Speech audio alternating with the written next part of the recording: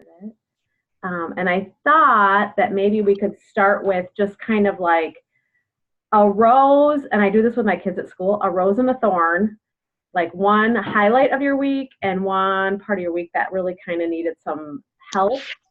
And then thought maybe we could talk about one major takeaway that we took from either the book or something you learned in the group. And then we'll go forward from there. So how's that sound? Good. Okay. So anyone have any celebrations that they want to share? Something really great that happened in the week. It could be something that was small. It could be something that was huge. It could be something that happened to you. It could be something how you reacted to a situation. It can be something how, a response you got from someone that was a little different than you had anticipated. Does anyone have anything that they feel comfortable sharing about? All right, I'll start. Yay.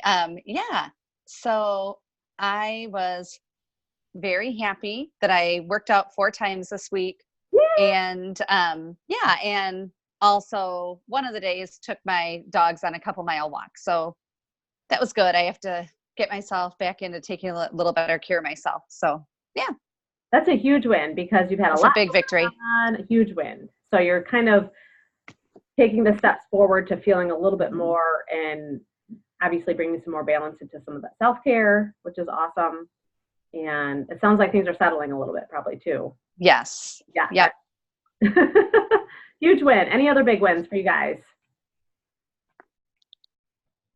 I was able to actually think about how I was walking through my day, and was able to connect with my patients on a more personal level, even the ones who are not alert or can't communicate with me. I just kind of spent a little bit of extra time with them, just kind of talking to them about whatever was important at that moment to, their existence or whatever. And so that was really nice to be able to take that time to just kind of slow down and really enjoy what I do, because I do love it. Just sometimes it gets overwhelming. So. That's awesome, because I know that was brought up, just slowing down a little bit at work and being more intentional with your interactions with your patients, which is awesome.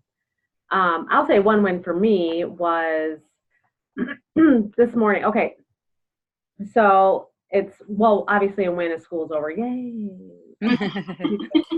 That's I love my job, but it's just busy. So over the last few days, my husband's working long nights. I've been solo for 3 days. So all those single moms out there or husbands that work a lot, they are my God, you have everything.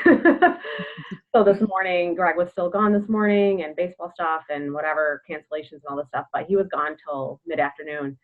And I called my sister and I was like, I don't think I'm cut out for parenting. I literally said those words to her. And I don't know if you guys have been in those positions before where you're just I just want to go in a bathroom and shut the door and breathe.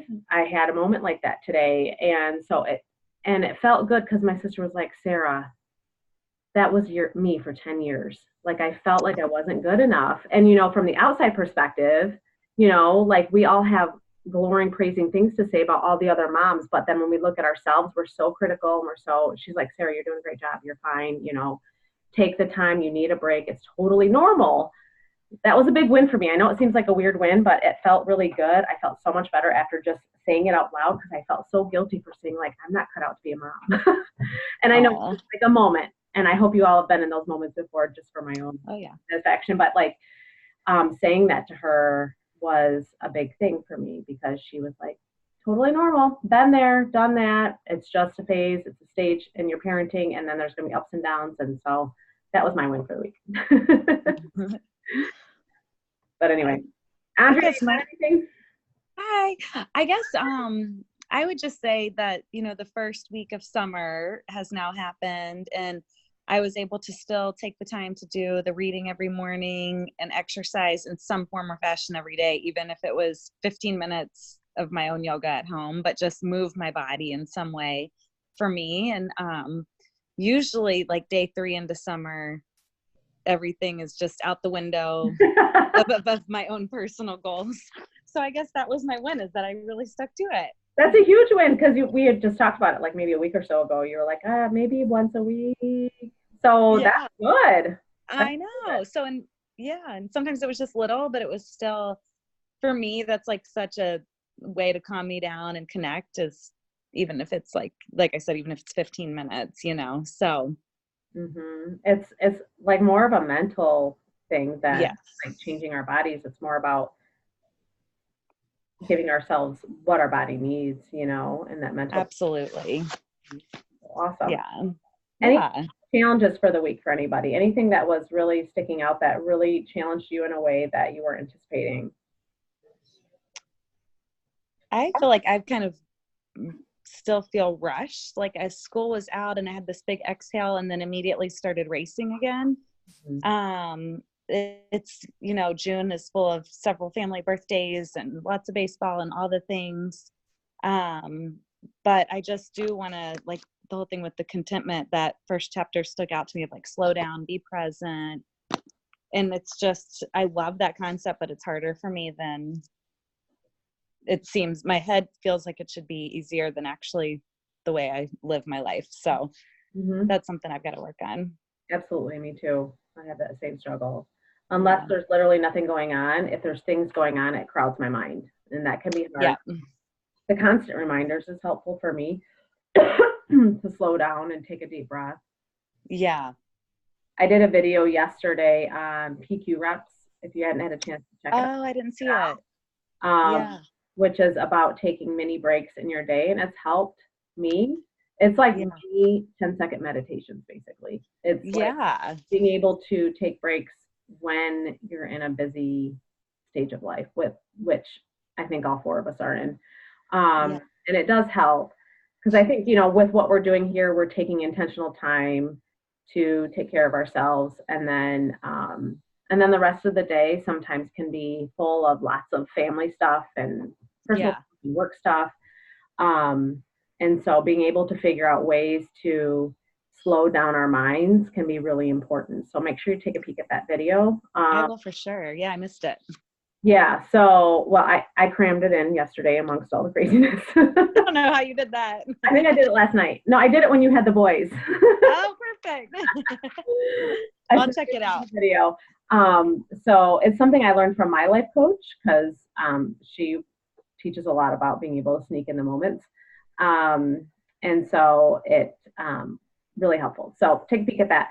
That can be helpful. But I think figuring out how to slow down when, how to slow things down even when things are busy is, I think, feels unnatural, but it is possible. And I think we're all kind of aiming for that along this journey. So I know that's an area that I'm a work in progress as well. So any major takeaways from the first few sections here that stuck out in your mind? And we'll talk a little bit more specifically about them. For me, it was the slow down and be content. But it doesn't mean you have to be complacent. You can look forward to those things, but like to whatever, but, and you're still growing towards those things, but you should just really be enjoying the season that you're in right now, which can be hard because we are busy. And let's face it, our kids are sometimes rotten. Yep. So it's hard to enjoy them when they're rotten, but at some point I will miss the rottenness and their antics. But it's like not rushing through those moments. Like, even last week Alex graduated 8th grade, and I felt like, although I feel mixed about that, because I feel like 8th grade, you're expected, why do we have a graduation? You're expected to do it. It's not a choice, right? I just found myself being so, like, you're rushing from one thing into the next thing all week. And it's like that, just enjoy it, take the time, be content with where you are right now. Absolutely. And giving us permission to be content, but also looking forward to the future. Like, we can do both things. I think we feel like sometimes we either have to do one or the other. Like, if we're content, we're never gonna, work towards goals because we're happy where we are. I think it's okay to have both, and being able to, yeah, kind of wish some of the busyness away, but also recognize the moments are important. We took the kids out because it's also our anniversary today. We took the kids, we just went to Boston, so a little local pizza place, and the kids were just loud and crazy. And we had the 4 kids in between us, and Greg and I were, it was like on one of those sea couch things. And Greg and I were like, he's like, so, this is our life. Are you happy with it? Like, he was serious though. Are you happy with our life? And I'm like, and then it took me a moment to like take a picture of the moment. Like, this is what I wanted when I was 20 years old, and don't wish this away. Like, we had a great time just being goofy, and the kids were climbing all over each other, and it's just like, this is what I wanted. And so sometimes those little reminders, even if we can remind ourselves or each other as peers in this group or friends or your spouse or your kids, sometimes take a snapshot of the moment. Like, this is good. We're good. Even though it's a little crazy and there's a lot of noise and there's a lot of whatever it is. I know for me, like I said before, the reminders can be really important. Like, the 8th grade graduation, like someday you're going to have a 30-year-old and you're going to be like, oh my gosh. At one point he was 14 and I thought, XYZ about that, Right. So it's good. And, I like that the book started off with that. And then the second section, which we'll talk about in a minute, which I have some aha moments there as well.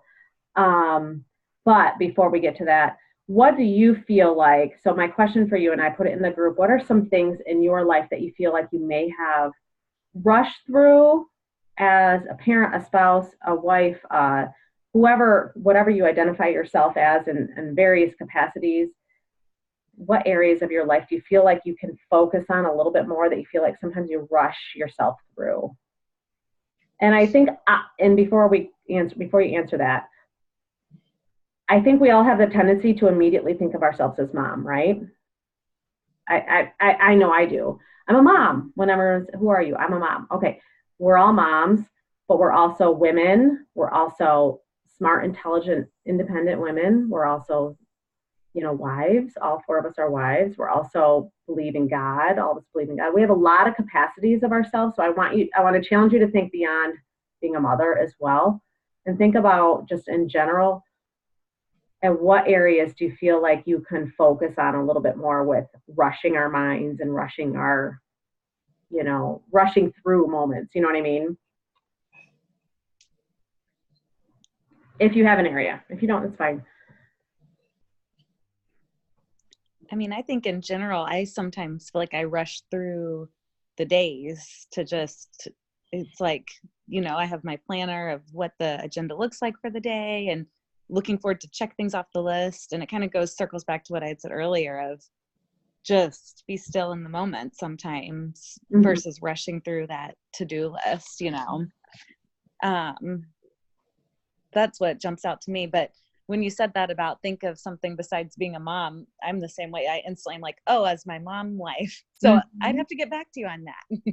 I know. I kind of forgot about all those other roles. I know. I think it's important to not lose sight of who we are as women. We were moms before we were even wives. And, obviously those are 2 major roles we have in our lives. And we'll address that more with the feminine part with the second section of that chapter. But there's many facets of each of us, and I think it's important to not lose sight of it. And I'm not necessarily saying that any of you guys have, but just to keep that in mind, like, we have a lot of important parts of us. But I will say for me, like, I focus so much of my energy on my children. At times I lose sight of my relationship with Greg. And I do try to make sure that it's a focal point through a lot of the stuff that I do with this. And I do a lot of personal development. I work with a life coach as well. But that tends to go number 2 behind my kids. And I don't like that. Like, I feel like Greg and I's relationship should honestly be number 1 and the kids a close second as far as our relationships in the family. And sometimes it goes the other way around. And so that's just a piece for me because I'm constantly focusing on the kids. And so I rush through the moments with Greg. So that's just my personal response to that question. I don't know if you guys have any other thoughts on. I think I'm the same as you, Sarah. Like, I will tend to rush through things with like Mike, but I always I always tell the kids, like, they'll say, well, who do you love more, us or dad? And I always say, I love your dad more because he's going to be here when you're gone. Big facts, right? Like, and I think we just forget, like, we do know that they're going to be there after the kids are gone. And so it's like, almost like we are trying to like grab all those little memories, and because they're, you know, like that push and pull of, yes, you're going to go away. I can't stand you right now, but someday you're going to go away. So let me just eat up all of the fun right now, or, you know, whatever. Let me soak this in. And then we just kind of rush to that because we know we'll be there. They'll be there. But at the same time, like, I don't want to get there and be like, I don't even like you anymore. Like, I always want to like my husband.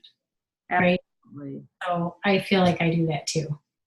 And some of the stuff I've done with my life coach is like, she helped me talk through some things because our days are very full, like how to snag the moments with Greg in an intentional way that, you know, isn't taking away from the kids, is, you know, I think tricky in the sense because I think we just kind of go sometimes on autopilot, like, okay, we're getting dinner, we're going this, okay, we got to rush to practice, we got to go to this, we got to go to this. So how do we snag the moments together that can be small snippets of time but are really intentional? And that was meaningful for me, that I pay attention to that, you know. So that's kind of been on my mind a little bit more. And honestly, Andrea, like your relationship with Andrew, I've noticed a lot has been, I've paid attention to that because I think you guys do that. And I think that's really awesome because I see you guys snag moments together intentionally. And so I love that. And so it's stuck in my mind, like, I need to be more intentional instead of just focusing on the four little minions running around. So anyway, so that was my takeaway. I don't know if anyone else has any other thoughts on that as well. What about, okay, so the next question I had was, where do you feel like God has provided for you in a way that was maybe not as obvious as, has provided in ways that maybe isn't as overt or obvious for you? Like you've wished for something, but God has answered your prayer in a different type of way. Has there been something in your life that you've recognized maybe you just needed to intentionally think about it?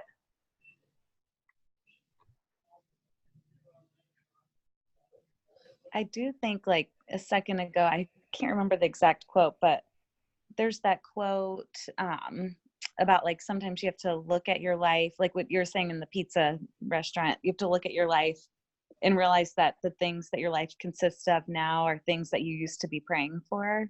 Mm-hmm. And so I think of that a lot when I start like really future thinking, that it's like just stop and look around now at all the big and little blessings that have happened and unfolded that I used to like daydream about. Mm-hmm. And now that's life. Not that I need to stop daydreaming about then what's next. Right. But that to acknowledge that, I mean, most of it all has come true, you know, Right. and even more than I could have imagined. So, but it's, if you don't like acknowledge that, it can go by. So I guess that's what I would think. Totally. And like gratitude is so important. Yeah. When Greg and I were first married, when did we move here? We were married for 5, 6, 7, 8 years. We were married 8 years when we moved to Michigan. That first 8 years, no joke, I prayed to God that we could move back to Michigan so hard all the time. Like I wanted to move so bad. Greg was very resistant for a variety of reasons with jobs, and just the logistics of moving a big family over to Michigan was just scary and everything. And it happened. And sometimes I tend to forget, like, wow, God provided for me in that big way. And I'm so grateful. And even 4 years later, I'm sometimes sitting, I'm like, I tell my family, like, I can't even tell you how happy that I am that we're here. Aww. And like I sometimes have to acknowledge, like, wow, God has provided for me. So when I get upset, like XYZ hasn't happened, like sometimes things aren't on our own time, you know, they happen maybe in a different timeline or in a different way that can be significant. And sometimes we don't notice it because it's not super obvious. Now, obviously me moving to Michigan was kind of obvious, But I think for me to recognize and acknowledge it is important. And it helps me when I'm like, wow. And it makes me feel like, yeah, God's got my back. And I feel really solid with that. And then I know that the dreams and wishes I want will eventually come to fruition in some capacity that maybe isn't as obvious as I recognize sometimes. And I think that can be tricky for people to recognize that, you know, it will happen, but maybe not the way we think it will happen, you know, that God's got a different plan for us, which I think is important to recognize, you know? Yeah. So I don't know if anyone has any thoughts on that one, on that question, or thought on God's provision for us. Sometimes I forget, like when I'm doing my devotions, I always I write, like I read my whatever, and then I write a little snippet, like whatever I took away from it. And then I always write my prayers because it keeps me focused, because otherwise my mind is wandering of the ADHD that I was never diagnosed with, but it's there. So it focuses me. And sometimes I'll be writing and then something will happen. I don't know, like a week, sometimes the next day, and I'll be like, oh man, yeah, I prayed for that. I wrote that down. I wrote that down. And already God took care of it. So cool. It's like little things, like things at work. Sometimes he's like, oh yeah, I'm like, okay, I'm gonna let you have this. I'm gonna let you take this. I'm gonna trust you, and then he takes care of it. And I just think that's awesome. I think a lot of times we don't not we as in us, but just in general as people, we don't recognize the little things that are provided for us on a regular basis. And recognizing that can be a real key component to feeling settled and content. Part of that contentment we talked about before, being content in our moment and content in what's going on, but also still wishing for great things in our lives. And obviously we wish for great things for our family and our kids and our spouses and things like that. But like feeling good about where we're at right now can be really powerful. So let's talk about this chapter about feminism, okay? So I was a little nervous about this chapter just because it's, this thought of submission. Like when I read submission, I was like, oh my gosh, I can't even read this. Like the first time I read it. But then when I read further into it, for me, it made a little bit of sense. And I will say for me, once, I hate to be like really antiquated with this, but I feel like certain things are very natural for me and certain things are not natural for Greg and vice versa. Like there's certain things that feel really natural and comfortable for Greg and certain things feel really natural and comfortable for me. And when we stay in our lanes, we function really well as a couple. Now, I'm not saying those things that we're comfortable with are the same as every couple, but I think once we recognize our comfort zones as partners, and we stay in our lanes and not expect things that are outside of their lanes without requesting overtly, saying, I need you to do this while I'm gone. And that's really hard for me because sometimes I'm like, you should know that. You know what I mean? Like you should know that dirty clothes, need to go in the, and he doesn't think about those things. You know what I mean? So for me, it's recognizing if it's outside of his lane, I need to be obvious and say, can you please do this? If it's outside of my lane, like I don't notice certain things with the lawn, like I just don't care. I mean, that's just me. I just don't care about it. And he does, and I'm just like, whatever. But that was something for me that made sense for me. We stay in our lanes with what is natural and comfortable for us, and that goes with parenting too, with like bedtime routines and stuff. I have to say, can you please do X, Y, Z for bedtime routine? Otherwise, he'll just take him up to bed. Good night. And there's nothing wrong with that, but that's, you know what I mean? It's different for him. So that's what was a big takeaway, and I've been trying to be intentional about that, and it's made a big difference for us. Like, I just need to be like cool with what my quote unquote role is and what I feel comfortable and goes easily for me and what goes easily for him, and then it makes our lives a lot easier when we take out those expectations of things that are uncomfortable for either one of us. So what are your guys' thoughts on that whole section? Was it off-putting? Was it okay? Did it jive with you? Did you agree with some parts, disagree?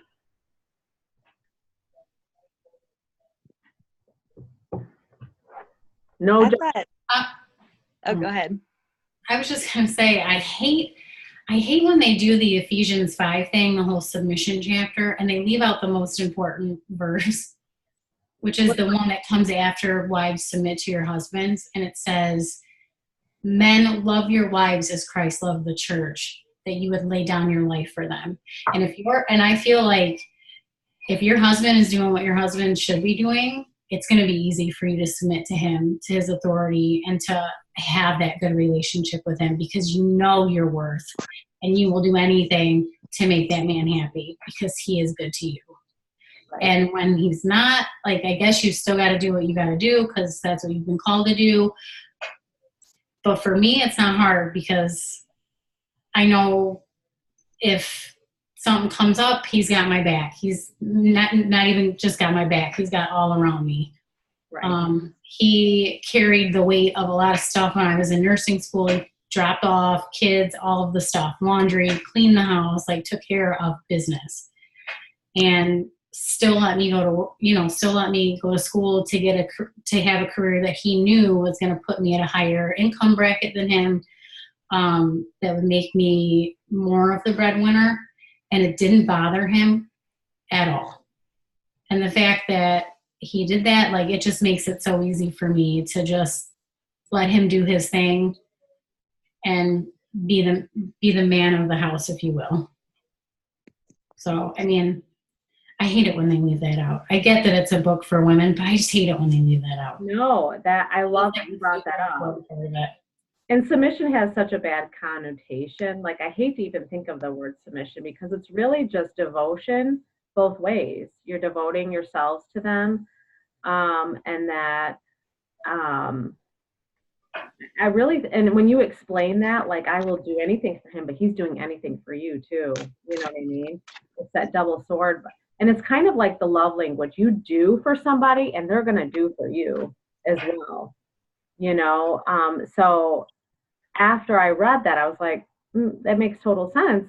It's just that word submission, I think, is really off-putting to a lot of people. And I think that is really hard to accept. That's just my own opinion. So I love what you said, though, because you really are devoted to each other. You both you do for each other, and it's easy to do when someone does something for you. And so I thought that, yeah. What were you going to say before, Andrea? Did you have something you were going to say?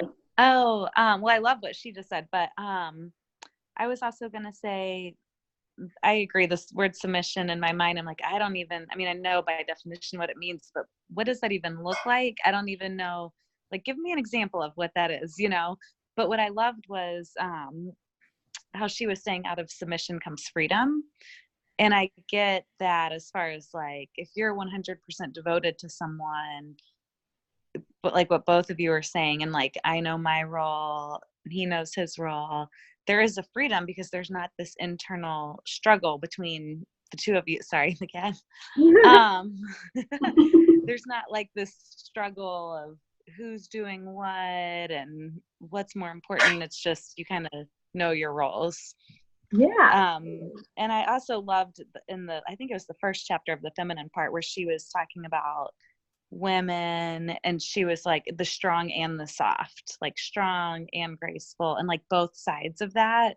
I just like loved that so much. And when she said, you know, what kind of a woman will you be? And I thought about that, like for my daughter too, and for me, and how my boys look at girls down the road. I thought that was a great chapter or little section. Totally. And I agree. Like, I love the parts of, like, there's so many cool parts. I don't mean to like brag on us women, but like, there's really cool parts of us that men just don't possess, generally speaking, you know, yeah, the generalization, but there's a lot of cool pieces of us that just men don't possess. And I love that she highlighted, like, we have pieces of us that really work in various facets of our life that work really well. And that's kind of part of like in our lanes, and it just works. And you know, we're the yin and the yang with the men. And so I agree with you, Andrea. Like, my goal for Ava is to be a strong, independent woman that also is able to be soft and compassionate and loving towards her spouse or her children someday. Being able to have all those pieces and just recognizing and honoring another person if she has a spouse someday or whatever. Yeah. You know, so I 100% agree with you on that. So it's just sometimes I think we have to look beyond the word. Like submission in my mind was like, Yeah. we do everything for this person and we are a doormat and that's not what it means at all. So I just don't like that word submission. I just don't like the word, I guess. That's just me. And I like that, Jennifer, you brought up, like, they don't bring on that second part of that where, you know, the man is what, you know, blah, blah, blah, blah. And so I think that's part of where it gets sticky with different groups of people when they say submission. So anyway, did you have any thoughts on it, Lori? Good, bad, the ugly? Yeah, no, I thought I agree with everything that you all have shared. And I do think of it as, like you described, Sarah, the stay in your lane type of thing that, you know, and it's been interesting for me having gone from doing everything in our household and now being remarried for about a year and a half. That was a big adjustment because we both were used to doing everything. Mm-hmm. And so, so that's been really interesting. And even in my former marriage, I did most things. So, so it's very different when you have someone who's really willing to partner and really is doing a lot of the heavy lifting, you know, just a lot of things. So, which is nice because I've never experienced that. Mm-hmm. But it is an adjustment for sure. You had to redefine your roles just as a mother, you know, and yeah, your partner changes things, but yeah. So you had to discover a lot of that. Did you guys have outward conversations about it, or did it just kind of flow and work its way through? Oh, it didn't flow. I mean, I mean, it did a little bit, but it was funny. I mean, we did have a lot of conversation about it. Not in the beginning, because I guess that's not something that we anticipated, but we both were the doers of our former relationships. And then, I mean, in which this not a surprise of why we ended up together, but so we did have a lot of conversation. Okay, so how do we want to split this up? Because we both are used to doing everything. Yeah. And, you know, and it really is a relief when you don't have to be doing everything all the time, but then you also are always looking like, oh, should I do this? Should I do that? So, having those conversations and, like you said, really, okay, so what are you skilled at, or what do you prefer to do, and breaking it up that way, and then trusting the other person to get it done. Right. And yeah. And that communication is huge too, you know, when yes, moments of like, you should know this, or she should know this, you know, that's been key for Greg and I, is just like having those conversations. And it's a growing process too. I think marriage in general, where you're kind of figuring those things out. As much as you love each other, you still have to figure all that stuff out. We still are. Absolutely. 12 years later, figuring it out. Hey, I'm 18 years in. You're 18 years in. Yeah, still trying to figure it out. I know, right? Dance. Communication is everything. It is literally everything. And they don't communicate well. What's that? They don't communicate well. Yeah. Gotta get in their squares. Gotta open the drawers of their thoughts. Okay, what I gotta talk to you about this. We're gonna jump in this drawer right now. Ready? And then you spaghetti talk. Yeah, I can kind of notice when Greg is like a little off. He doesn't recognize that we need to talk about something.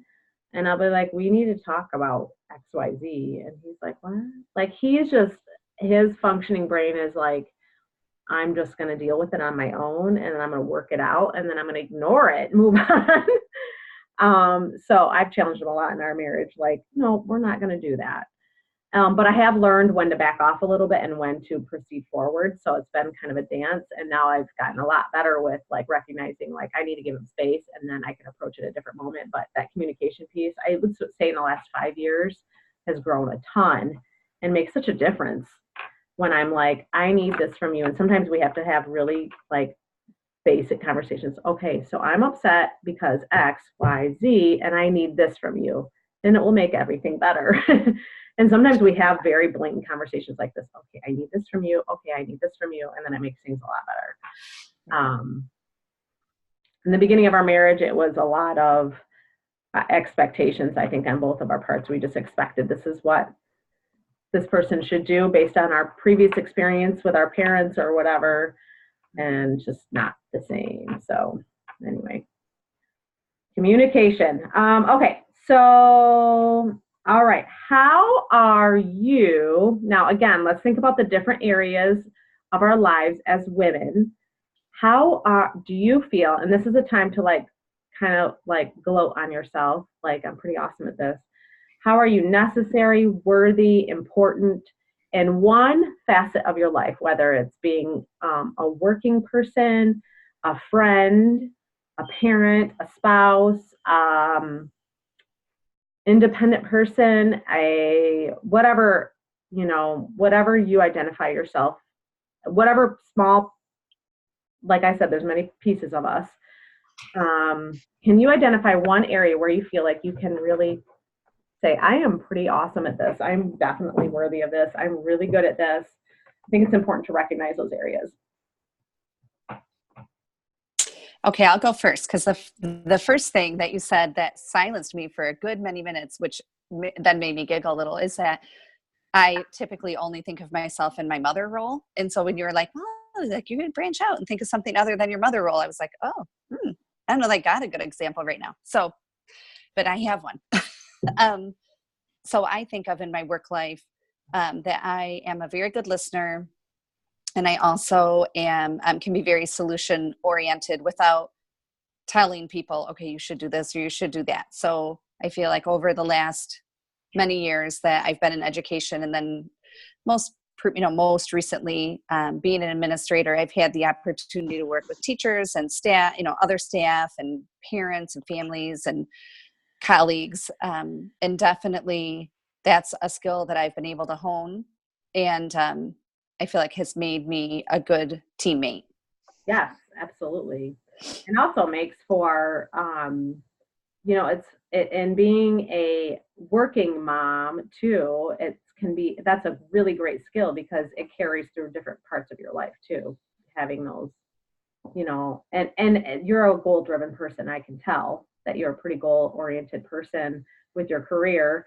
And, I love that you're able to kind of balance out those different areas, obviously with some of the things you talked about with communicating with your husband and your kids, because you've got 5 collectively and there's a lot going on and you've got a busy work life. So that's awesome. I think you have a lot to celebrate in some of the things that you have brought to the table, to your family and to your work life. I think I'm glad that you recognize that about yourself, because I think, again, like a lot of us just think of, and I don't want to say just, because our parenting role is so important. And so it's probably one of the most important things in our lives, but I want to challenge us to think beyond that as well. So, all right. Either one of you want to share something that you feel like I'm awesome at this? I'm a pretty awesome nurse. No, really, because like I really there's just something in me to. The reason why I chose nursing is because you just always have someone to take care of. Like the kids don't need me anymore. They're 12, 14, and 16. They're like headed out the door. It's going to be done soon. So I just need people to take care of. So I chose grandmas and grandpas. But like they can't speak for themselves. So I've got to get in there and be like, no, doctor, you're not pulling that lab on that person for the 500th time because that's ridiculous. And I'm really good at putting myself in their shoes. Like they can't get up out of that bed and brush their teeth or take that shower. So get in their aid and do your job. Like I'm good at that. Mm-hmm. And I really, really enjoy it. And it's a really great that I can focus that passion somewhere and not be helicoptering my kids. Because I'm sure that's what I would be doing. Because they don't need me. So.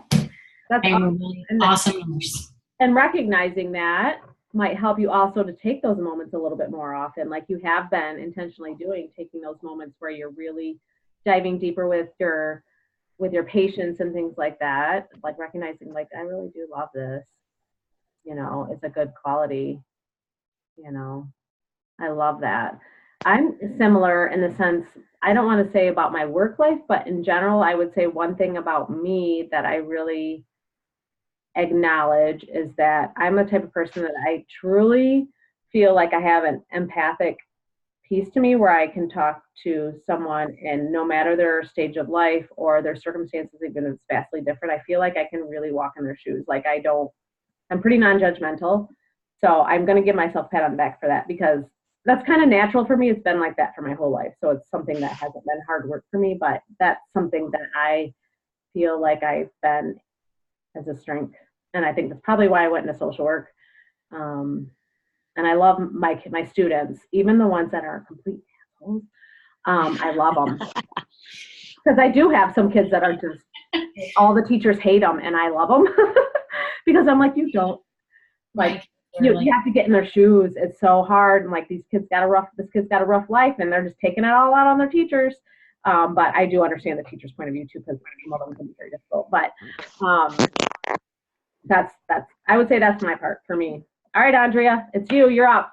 Oh man, I don't know. This is a hard one for me. I want to like play the mom card. That's like the safest, most comfortable thing, but I'm trying to think outside of the box. So I'm going to go with one that is kind of dormant right now, but working on now that the kids are getting older is bringing it back. And it's, I've always done with Pilates and yoga and dance and movement. That's always been a way that I've been able to really connect with people and help people feel better about themselves mentally and physically. And it's always filled me up so much to do that. But I've totally put it on like the way back burner. So. Well, you've been raising kids, Yeah. Yeah. So, but that's something that is there somewhere. It's just a matter of getting it back out again. Well, you've done little pieces of it, like when you went to some of the practices, and then you did it at SBA a little bit here and there, and you're a total natural. So, like, it's just a matter of the timing being right. And yeah. So. I think with Catherine turning 3, it's like it'll start trickling in how it's meant to, So. You have ideas of how that might play itself out? If you had any thoughts or dreams about it? I do, and I kind of just like journal about it because it changes. And I keep waiting for like a concrete, super clear vision, and maybe that's not how it'll really be, but I think just baby steps. Like there's this new certification I want to get, and I'm on a sub list at some places, but it's felt like, it's in the way of time with the family. And it's just now starting to be like, I can put that in now throughout the day. So, or throughout, No more diapers. I mean, no more diapers. You have no more diapers in your house. Oh, P.S. Brady peed on the potty today. I gave him a massive amount of candy for doing so. That's amazing. I'm telling you, no diapers. That's a life changer. Congratulations. Oh, thank you. Well, Andrea's little one is just a couple months older than Brady, and she is like a rock star peeing and going everything, and Brady's like, nope. Okay, that's amazing. My kids were not like that. No. And then so today I was like, I'll give you candy. And I've bribed him before. And he was like, you give me a treat? I'm like, yup. And he did, and he peed. And I was like, yay, candy. Yay. That's awesome. I knew it would be summer for him. It just needed to be summer. We had a whole bowl of M&Ms, man. We weren't afraid to treat. Well, that's what I'm going to have to do is have some treats by the toilet that's too high up for him to see or to grab himself, but that he can get if he goes, because I'm afraid he'll just go in and just eat the whole bowl, Oh, yeah. But that's what I'm thinking of doing. And anyways, that's off the topic, but yeah. So yeah, that's awesome. So you're out of that. You have some things where you can start slowly seeing maybe some bits and pieces. I love that though, that you keep the vision there, but you're not tied to, I'm going to be rigid about this, and things will play out as life unfolds, Yeah. A great mentality, actually. Even though you put good. back burner, I don't think you really have. It's been in there. Sometimes there's different, I think, phases in our lives where some things are just more important in our lives. Mm-hmm. And then another time in our life, it will shift a little bit. Obviously, parenting is a big piece when they're little. Obviously, parenting is big through all the way forever. But, there's points in our life where it just requires more attention, or work requires more attention sometimes too. And then you have to rely on the other parts of your family to pick up the pieces. And so it's just that yin and yang.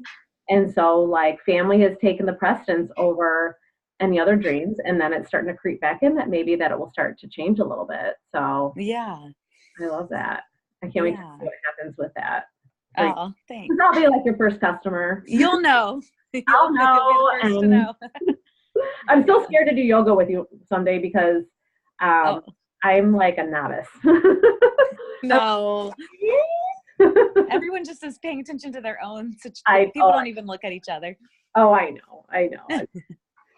Okay, so with everything we've talked about today, let's focus on, I want us all to identify one thing that we can intentionally focus on, and it's just a small thing that we can shift our attention, that's something tangible that we can keep ourselves accountable to, so that if I ask you next Sunday, how did you do with this? You would be able to say, I did XYZ, it felt XYZ.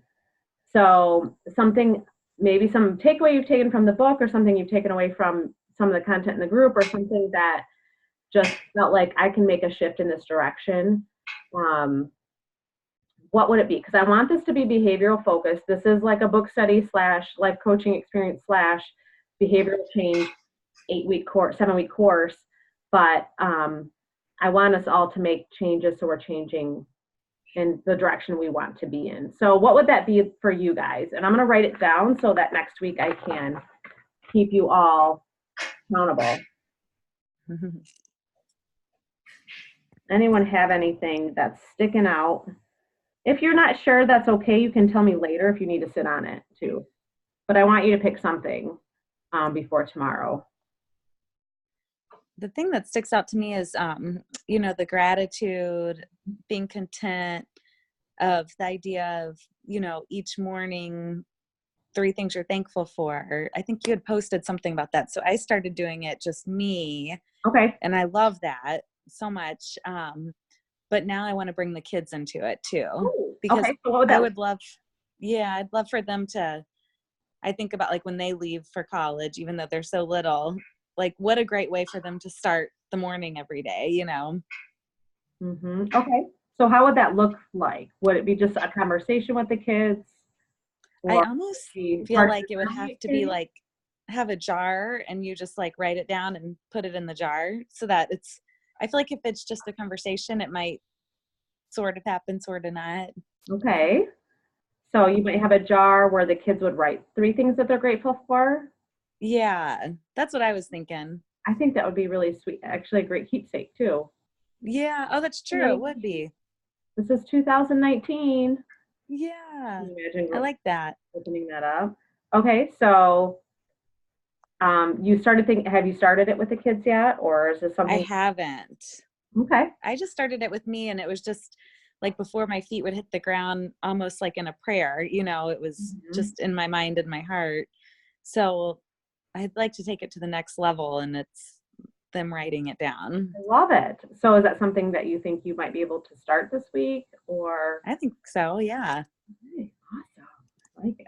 Yeah. We do that at bedtime, but it's just a conversation. I'll say, what are 2 things? I usually say 2 things that you're grateful for. Or do I say 3? I don't remember. What are you grateful for? Oh, I say, what are you grateful for today? And they usually say 2 or 3 things. But I love the writing down thing because that also might be good for them to learn. Like look at all the things you're grateful for. On the road, like when times get tough for kids or they think things are tough. Yeah. Okay. Awesome. I love it. I can't wait to hear how the kids react to that. Yeah. Are you going to include Catherine in it? I probably will because she's always right there, but it'll be in silly. 3-year-old fashion, obviously. Yes. What made you happy? Ice cream. Exactly. All right. Okay. I love it. That's a great one. Okay. All right. Anyone else have something on the tip of their tongue, or do you have to think on it? That one is so good. Like I was thinking that when in the book when she wrote that what you already have on hand is enough, and recognizing that and not always running to see what else we can do, or, just being in the moment. I think of that. And that's such a good idea about helping your kids also center themselves, because I do feel like I running, and it's always not enough. Do you know what I'm saying? I mean, and I don't mean that in a bad way, but that kids are just kids. So they'll say, oh, well, gosh, we had this fun day, but we want to do this, we're going to do that. So I might steal that. I think Yeah, I know, that's good. Like it is. I mean, I think it is a mind shift that instead of looking at something from a point of scarcity or what we didn't do, what are the things that we have done that you've been grateful for, or opportunities or experiences, or just being part of the family. I love it. It's awesome. So thank you. Oh yeah. I wrote it down for both of you. For me, one thing that I've been working on slowly, I am, even though one of my strengths is being kind of an empathic personality, is that in my home, other than my kids, I'm pretty complimentary of. I try to balance they say 3 to 1 in education, 3 positives to 1 negative. And I try to do that at home. But I don't always do that with my husband. Like Greg, I don't always give him a lot. And he's a words of affirmation person. He may not know it or not, but I know this about him. He is a words of affirmation. He loves when I say, thank you like when he first started this weekend job, I sent him a text. I'm like, I appreciate you so much for taking and sacrificing so much time to do this, because it helps our family so much. And he, like the whole day, he was glowing. Like that was a big eye opener for me. Like I need to recognize the things he does for us on a regular basis. So I want to make a goal of recognizing him once a day on even small things. Because it's not natural for me. I know it seems weird for a social worker to not feel natural. Like I just don't throw compliments out very easily. I have to be real intentional with it, because I keep a lot of things in my head and I just need to get it out of my mouth. So that's my goal with Greg. So that's what I'm going to be focusing on, is intentionally recognizing something verbally to him at least once a day. Should be more, but I want to focus on at least once. All right, Jennifer, you're up. Okay, and if Lori's going to steal Andrea's, I'm going to steal yours, because that's a really good idea. All right. I was thinking, how can I be good? Like, how can I do something intentional with him? Because we just talked about how sometimes, my kids do kind of take over, but like they'll be gone pretty soon, and I'm not, it'll just be me and him. And like I said, I want him to like me, and I want to like him. Exactly. Because I actually do like him. I like being around him. So like I need to tell him that more, and like he's my ride or die. Exactly. That's the person you're going to be with till you're like, you know what I mean? Like it's right. We're raising them to become independent adults someday and move on and hopefully have happy, fulfilling lives. But like we're with that person forever. So we want to always working on your relationship. Super, super important. So keeping ourselves accountable, what do you think as far as, because I think the 3 things to be grateful for, you have something tangible you're going to be doing if you're going to physically have the kids write something. So, and I might steal that at some point down the road. That one. I'm trying to think of one thing. Maybe it's something I write down. I don't know. I got to think about it. But to keep ourselves accountable to that. Every once in a while, I'll text Mike, like in the middle of the day, like, hey, how's your day? Thinking about you. Thanks for whatever. So I think, I'll try to be more intentional with that. Because sometimes I get busy with my day. Exactly. Sometimes things just go and you don't think about it. So, right. So we'll keep ourselves accountable to that, each other accountable for that one. So awesome. I think we have some great goals, and those that are listening on the replay, because most of the group is listening on the replay, hopefully you guys, I'm going to be messaging everyone to see what one thing that you guys are all intentionally going to do differently this week in a positive way that's just going to enhance your life, not add any more stress. That's the goal. It's not adding more stress, it's enhancing our lives. That's what we're doing. So with that said, I don't know what time are we at right now. We're at 9:30. Oh, we're at 9:30. Yeah, we've been on an hour. So I think we're good. I didn't realize it was that long. I was thinking it was like going to be 40 minutes. So I apologize for taking up so much of your night, but I hope that was okay. So No, good. thank you for coming on, and happy Father's Day to your hubbies. And I can't wait to see how this week goes. Now, next week's going to be funky because I'm going to be on vacation, so I will keep you all posted. I got to make sure that I have able to have service, but I will figure something out. So just stay tuned as far as the Zoom call goes, because I'll be in the northern woods of Wisconsin, which is funny cell service there, but we'll figure it out. Anyway, all right. Have a good night, ladies. Thanks for hopping on. Thank you. Thank you. Thanks, you too. Bye. Bye. Bye.